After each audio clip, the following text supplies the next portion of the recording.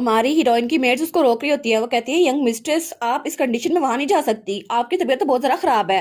तो वो कहती है मैं वहां जाऊंगी। तो वो कहती है नहीं आप नहीं जा सकती यंग मिस्ट्रेस, अगर आप ऐसे अपने आप को पुश करती रही तो हमारी हीरोइन कहती है बस कर दो, मुझसे बहस करना बंद कर दो। तो वो बड़े गुस्से से उनकी तरफ देखती है और कहती है मैं समझ गई, क्योंकि ये ब्लेसिंग इन डिस्गाइज है और मैं वहां पर जाऊंगी। तो तब मेड दरवाजा खोल देती है। वो कहती है ठीक है आप जो भी बनना चाहती हैं आप बने, हम आपको सपोर्ट करेंगे। और वो कहती है चलो चलती हूँ मैं यहाँ से। और फिर सीन चेंज होता है और हमें पार्टी का सीन दिखा रहता है और वहां पर ल्यूक खड़ा था। वो कहता है हाँ तो तुम यहाँ पर आ गई हो अपने स्पेशल वेपन के साथ। तो वो कहती है ऑफ कोर्स, क्योंकि करंट में मैं तो बहुत ज्यादा सिक हूँ, लेकिन फिर भी मैंने अपने दिल को समझा लिया है, मैं काम करके रहूंगी। और वो सोचती है मुझे जितने मर्जी ताने मारो, मैं तो यहाँ पर आ ही गई हूँ। और फिर वो कहती है क्योंकि क्राइसिस मेरे लिए अपॉर्चुनिटी बन गई है, यही तो रॉक्सबर्ग का तरीका है, और मैं अपने सिकली चाम को यूज करूंगी ताकि प्रिंस के टेंशन मेरी तरफ आ जाए। तो ल्यूक कहता है ओ अच्छा ये तो बड़ा अच्छा होगा। फिर वो कहता है क्या कौन सी टेंशन। तो हमारी यून कहती है तुम्हारा रिएक्शन इतना जरा बोरिंग क्यों है। वो कहता है ओ मुझे कुछ समझ आई नहीं, तो रिएक्शन ऐसे ही होना था। तो तभी वहां पर कोई आता है, कहता है सिस्टर। तो वहां पर हमारा रियोन खड़ा था और वो तो टाड़ा बड़ा हैंडसम लग रहा था। तो हमारी यून कहती है क्या रियोन तुम यहाँ पर क्या कर रहे हो। तो तब वो अपने भाई के पास आती है और कहती है तुम यहाँ पर कैसे आ गए। तो रियोन कहता है सिस्टर आप यहाँ पर अपनी सिक बॉडी के साथ क्यों आई हैं, आप तो बीमार थी ना। तो वो कहती है रियोन लेकिन तुम कितने सारे लवली लग रहे हो। तो वो कहता है हैं मैं आपसे क्या बात पूछ रहा हूँ। तो वो कहती है तुम्हारा ये light blue silk tail coat की तरह अच्छा लग रहा है, और तुम्हारे तो बिल्कुल विंग्स लग रहे हैं जो बहुत ज्यादा खूबसूरत है, और तुम्हारे गेस्चर्स ये तो बहुत ज्यादा एलिगेंट है बटरफ्लाई की तरह, और तुम्हारा हर एक स्टेप ये तो बिल्कुल एक फ्लाइंग स्क्विरल की तरह लग रहा है, लेकिन तुम यहाँ पर करके रहे हो। वो कहता है सिस्टर आप ठीक तो हैं। तो हमारी कहती है गेस्ट के तौर पर तो मुझे इन्वाइट किया गया था, तुम यहाँ पर कैसे आ गए। तो फिर वो कहती है एक मिनट मुझे इन्वाइट किया गया था तो तुम यहाँ पर कैसे आ गए। तो तब वो कहती है जैक जल्दी से उस ल्यूक को पकड़ो। तो वो कहता है ठीक है मैं पकड़ लेता हूँ, और उसने इसको बारे से पकड़ लिया था। तो तब उसको उसके सामने झुकाता है। तो हमारी कहती है ल्यूक शटल मुझे ये बताओ कि रॉयल बैंक्वेट में तो मुझे बुलाया गया था ना, तो तुम मेरे भाई को क्यों लेके आए हो। वो कहता है हाँ मुझे पता था, लेकिन सर एस्ट्रियन ने कहा कि मिस रोजलेट वो अभी तक क्राइसिस में चल रही हैं, इसलिए उनकी जगह मैं आऊंगा। तो आखिर मेरी कैसी हिम्मत हो सकती थी, क्या आपकी बॉडी ठीक है। तो हमारी कहती है क्या। तो तब पीछे से रियोन कहता है क्रिटिकल कंडीशन, आपने कहा था आपकी कंडीशन बहुत ज्यादा क्रिटिकल है और पीरियड क्रैम्प्स, शायद इस वजह से आप आनी चाहती थी। तो फिर वो कहता है प्लीज आप अपनी बॉडी को अच्छे से ट्रीट कीजिएगा ताकि आप पीरियड क्रैम्प्स के खिलाफ लड़ सकें, प्लीज आप तो बहुत ज्यादा प्रीशियस है, अपना ख्याल रखिएगा। लेकिन वो सब कुछ अपने दिमाग में सोच रहा था और उसके सामने कहता है सिस्टर मैं माफी मांगता हूँ लेकिन मैं यहाँ पर आ गया। तो हमारी कहती है रियोन अब मैं यहाँ पर आ गई हूँ ना, तो तुम वापस जाओ ड्यूक की स्टेट में और ड्यूक की हेल्प करो। वो कहता है क्या सिस्टर। तो हमारी माँ जान लगती है। वो कहता है लेकिन कल रात में पूरी तरह सोया भी नहीं क्योंकि मैंने काम खत्म किया था, लेकिन अभी ये इंपॉर्टेंट नहीं है, अभी ये इंपॉर्टेंट है कि आप यहाँ से जाएं और रेस्ट करें। तो वो कहती है क्या मतलब, तो मेरी बात को मानोगे नहीं, और बड़े गुस्से से उसकी तरफ दिखती है। तो तब जैक और ल्यूक भी थोड़े डर जाते हैं और हमारा रियोन वो भी थोड़ा घबरा गया था। वो कहता है नहीं मैं माफी चाहता हूँ, मैं वापस जा रहा हूँ। तो हमारी कहती है हाँ तुम्हें जाना चाहिए। और वो सोचती है अगर तुम वापस ना गए तो जितने तुम क्यूट हो ना ना कोई तुम पे लाइन मारेगा ही, और ऐसा हुआ तो बहुत ज्यादा अनप्लेजेंट हो जाएगा। तो तभी ल्यूक कहता है ओ मिस रोजलेट इसे ले, और तब वो उसको एक फैन पकड़ाता है, लेकिन वो कहती है तुम्हारे पास ये कहाँ से आ गया। तभी वहां पर कोई आता है और कहता है मुझे माफ कीजिएगा लेडी रॉक्सबर्ग। तो तब वहां पर थर्ड प्रिंस आया था। वो कहता है एस्टियन की तरह देखने के बाद मैंने आप लोग की बातचीत सुन ली, और तब वो तो अपने आप को शो ऑफ कर रहा था। तो हमारी हीरोइन और ल्यूक तो नीचे गिर गए थे। वो कहते हैं वाओ ये तो कितना ज्यादा खूबसूरत लग रहा है। तो ल्यूक कहता है लेकिन हम इसके जाल में फिर से फंसेंगे। तो हमारी सोचती है एक मिनट रुको, आखिर ये हमको देख क्यों रहा था और अब ये यहाँ पर अटेंड करने के लिए आया। तो तब वो एस्ट्रियन की तरफ देखता है और कहता है वो हमारे साथ रहकर मजे क्यों नहीं कर सकता। तो एस्ट्रियन वो तो बड़ा प्यारा लग रहा था। वो कहता है क्या मैं आपके साथ रहूं।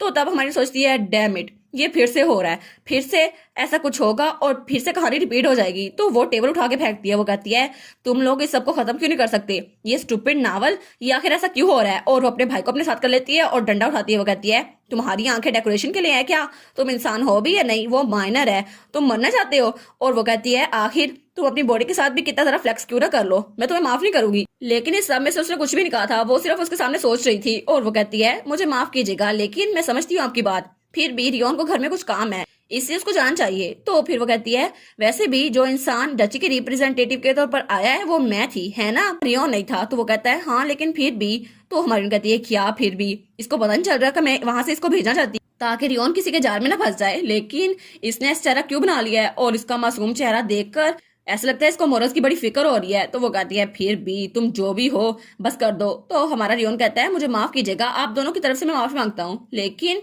मुझे लगता है मसला वैसे ही हल होगा अगर मैं वापस आ जाऊं, तो प्लीज आप काम डाउन हो जाए। और उसकी आंखों में तो आंसू थे। तो तब प्रिंस उसके सामने आने लगता है तो हमारी हीरोइन उसके सामने रहती है। वो कहती है रियोन प्लीज पीछे खड़े रहो, और वो बड़े गुस्से से थर्ड प्रिंस को देखती है। तो थर्ड प्रिंस उन दोनों के दरमियान रहता है। वो कहता है रियोन कि तुम इतने सारा काइंड हार्टेड हो, लेकिन मैं तो तुम्हारे बारे में जानना चाहता हूँ, तुम्हारा सीक्रेट क्या है। तो रियोन कहता है क्या। तो हमारी हीरोइन बड़े गुस्से में आ गई थी। वो कहती है रियोन रियोन उसका नाम क्यों ले रहा है। तो पीछे से ल्यूक कहता है आखिर से क्या हो गया। वो सोचती है क्या इसने नोटिस किया। तो वो कहता है हाँ हाँ। तो हमारी हीरोइन उसने तो अपना पंखा भी तोड़ दिया था। तो वो कहता है रोजलेट का पंखा वो टूट गया है, लेकिन अगर ऐसा ही है फिर तो इसके बाद उसको कोई नहीं रोक सकता। तो वो कहती है हाँ हाँ उसको कोई नहीं रोक सकता, हम भी नहीं रोक सकते। तब ल्यूक जैक की गिरफ्त से आजाद होते हुए कहता है लेकिन मैं ल्यूक शैटल कुछ भी कर सकता, इम्पॉसिबल को पॉसिबल भी बना सकता हूँ, और ठीक है मैं अभी शुरू करता हूँ। और वो कहता है अगर पार्टी खत्म हो गई है तो मैं भी खत्म हो जाऊंगा। लेकिन तभी जैक उससे नीचे गिराता है। वो कहता है ओ नो इसने मुझे पकड़ लिया। तो जैक कहता है तुम्हें क्या लगा था ऐसे भाग जाओगे। तो हमारी कहती है मुझे माफ कीजिएगा लेकिन मुझे आज अच्छा नहीं लग रहा। तो रियोन कहता है क्या आपकी आवाज को क्या हुआ। तो हमारी कहती है देखा ये वीक ब्यूटी की पावर है, रियोन का टेंशन सिर्फ मुझ पे होनी चाहिए, इस गधे पे नहीं। तो तब थर्ड प्रिंस चुप हो गया था। तो हमारी कहती है कि आगे जेलस हो रहा है, लेकिन यही तुम्हारी लिमिट होनी चाहिए। वो कहती है मेरी विक्ट्री वायलेंस के बगैर होगी। तो रियोन कहता है सिस्टर आप ठीक तो है ना, चले हम पार्टी से निकलते हैं, आपको घर वापस जाकर रेस्ट करना चाहिए। वो कहती है नहीं नहीं रियोन, आखिर मैं तुम्हें अकेला छोड़ के कैसे जा सकती हूँ, वैसे भी ये छोटी सी चीज है।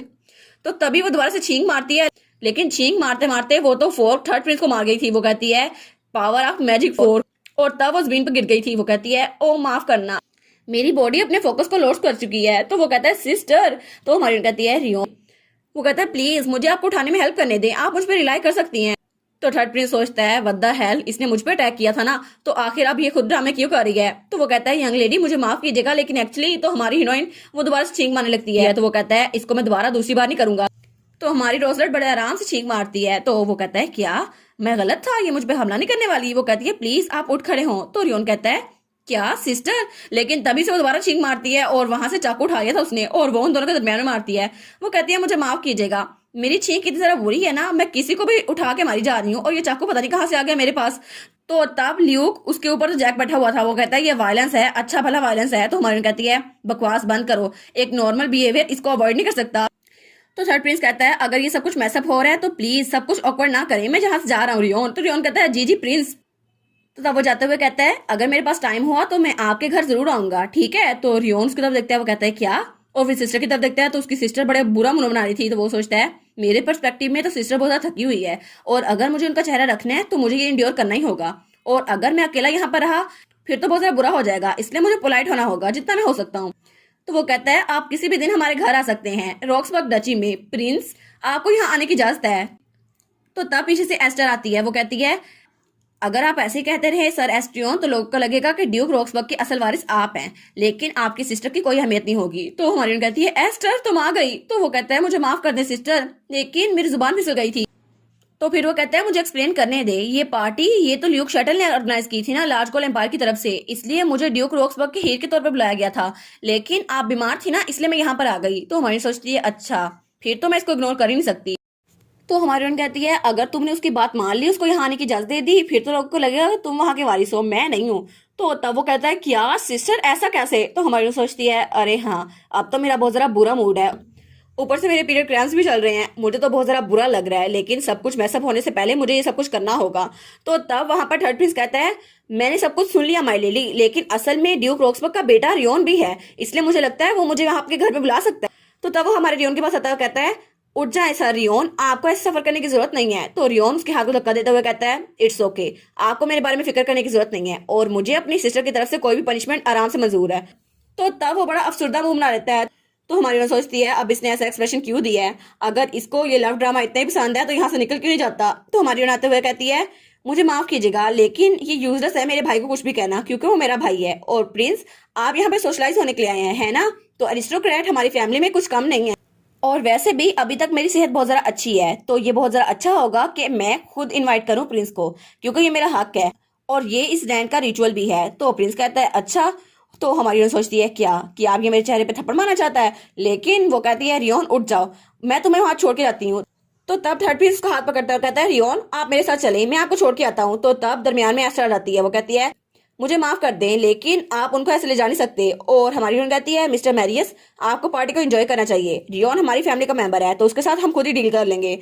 तो तब हमारी हीरोइन रियोन से कहती है रियोन चल चलते हैं। वो कहता है जी सिस्टर। तो तब थर्ड प्रिंस चिल्लाते हुए कहता है रोक्सबर्ग लेडी, मैंने कभी एक्सपेक्ट नहीं किया था कि आप इतनी तरह बुरी इंसान होगी। तो हमारी हीरोइन वहीं पर रुक जाती है। तो तब वो कहती है रोक्सबर्ग फैमिली के मेंबर हमेशा मुश्किल ही होते हैं दूसरों के लिए, इसलिए मुझे लगता है कि आप अपनी रिस्पेक्ट अपने पास संभाल के रखें। तो तब वो जाते हुए मुड़ के उसको देखती है और कहती है इसलिए हमको यहाँ से जाने दें। तो प्रिंस वहां पर बड़ा चिड़ा हुआ खड़ा था। तो तब फाइनली वो लोग थर्ड प्रिंस के पास से वापस आ गए थे और तब वो पार्टी एंजॉय कर रहे थे। तो हमारी हीरोइन वो कहती है पार्टी में सब हो भी गई इसलिए मैं तुम्हें कंपनसेट करूंगी। तो ल्यूक कहता है नहीं नहीं कोई बात नहीं लेडी रोजलेट, मैरियस तो वैसे ही फेमस है और उसके पास दिमाग नहीं है, उसके पास सिर्फ ब्यूटी है। और हमारी सोचती है चलो उसकी वजह से ही कुछ तो खत्म हुआ और इसी वजह से मैंने रियोन को वापस तो भेज दिया, कम से कम पार्टी में उसका बैड लक तो नहीं चला। और तब वो सोचती है हालांकि हैंडसम लोग के इर्द गिर्द मेरा कोई लक नहीं है, लेकिन मैं तो उसके सामने बुली बन गई हूँ जो अपने भाई को बुली करती है। और तब वो खाना खा रही थी। वो कहती है व्हाट द हेल, मैं बुली लेडी हूँ। तो तभी वहां पर कोई आता है, कहता है मैंने इसको पहले ही देख लिया था। और वहां पर ग्रेस थी, क्राउन प्रिंस की बहन। तो वो कहती है मुझे लगता है तुम तो पहले से भी ज्यादा बुरी बन गई हो। तो हमारी कहती है क्या चश्मिश ये यहाँ पर कैसे आ गई। और इसी के साथ ये वाला पार्ट यहीं पर ख़त्म। तो आप लोग बताइएगा आप लोग को ये पार्ट कैसा लगा, और वीडियो को लाइक और चैनल को सब्सक्राइब लाजमी कीजिएगा। बाकी वीडियोस का लिंक भी स्क्रीन पर नज़र आ रहा होगा तो काइंडली उनको भी चेकआउट कर ले। और thank you so much for watching my videos. Stay safe, bye bye.